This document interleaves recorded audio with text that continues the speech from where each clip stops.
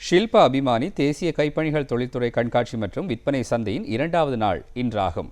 கொழும்பு பண்டாரநாயக்க சர்வதேச மாநாட்டு மண்டப வளாகத்தில் ஏற்பாடு செய்யப்பட்டுள்ள கண்காட்சியை கண்டுகளிக்க பெருந்திரளானோர் வருகை தந்த வண்ணம் இருக்கின்றனர். இது தொடர்பான தகவல்களை செய்தி பிரிவைச் சேர்ந்த காயத்ரி கோபிசுதன் தொகுத்து வழங்குகின்றார்.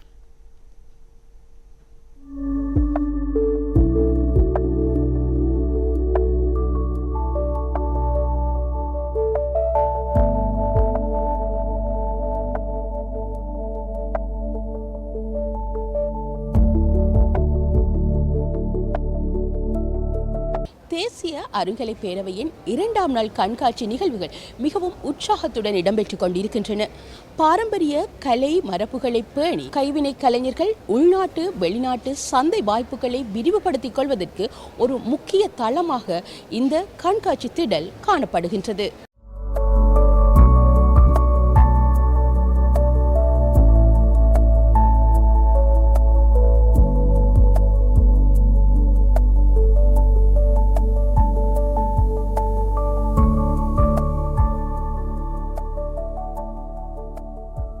படைப்பாளி தனது நேரத்தையும் பணத்தையும் செலவு செய்து படைக்கின்ற ஆக்கங்களுக்கு உரிய பெருமானத்தை வழங்குவது என்பது அவர்களை ஊக்குவிப்பதாக அமைகின்றது.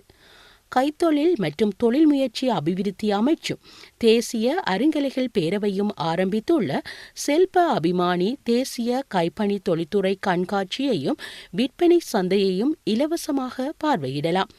இதற்கான ஊடக அனுசரணையை தேசிய தொலைக்காட்சி வழங்குகின்றது.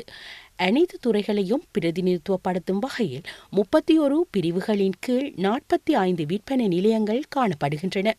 எனவே இந்த கைப்பணிகள் துறை பற்றிய அறிவை பெற்றுக்கொண்டு அத்துறையில் ஈடுபட எதிர்பார்த்துள்ளவர்களுக்கு இது மாபெரும் வாய்ப்பினை ஏற்படுத்தி கொடுப்பதாக அமைகின்றது. கைத்தறி நெசவு உரிமையாளராக மட்டக்களப்பிலிருந்து நான் இந்த இடத்தில் பங்கு பெற்றிருக்கின்றேன். அநேகமான கைத்தொழிலாளர்கள் இந்த இடத்தில் ஒன்று கூடியிருக்கின்றார்கள். அவர்களது பொருளுக்கு ஒரு சந்தை வாய்ப்பை பெறுவதற்கு இந்த கண்காட்சி பெரிதும் உதவுகின்றது. சந்தைப்படுத்துவதற்கு உலகத்திற்கே வெளிச்சம் போட்டு காண்பிக்கக்கூடிய ஒரு இடமாக இந்த இடங்களுக்கு அமைந்திருக்கின்றது. இன்றைய தினம் பெருமளவான மக்கள் வருகை தந்திருக்கின்றார்கள். நீங்கள் அனைவரும் வருகை தந்து இந்த கைப்பணியாளர்களை ஊக்குவிக்கும் முகமாக விற்பனை கூடங்களில் இருக்கின்ற விற்பனை பொருட்களையும் நீங்கள் கொள்வனவு செய்து கைப்பணியாளர்களை ஊக்குவிக்குமாறு உங்களை அன்போடு அழைக்கின்றோம். வவுனியாவிலிருந்து வந்திருக்கிறேன். எங்களை போல பெண்களுக்கான இந்த வாழ்வாதாரத்தை உயர்த்துவதற்கு இந்த தொழில் எங்களுக்கு பெரும் உதவியா இருக்குது. நாங்கள் வீட்டோட இருந்து செய்யறதால இது எங்கள் பெண்களாகி எங்களுக்கு ஒரு நல்ல வாய்ப்பாக இருக்கிறது.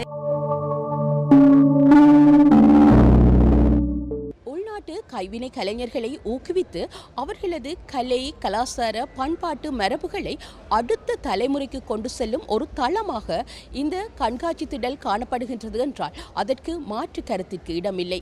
நான் ரூபவாகினி செய்திகளுக்காக காயத்ரி கோபிசுதன், கண்காட்சி திடலில் இருந்து.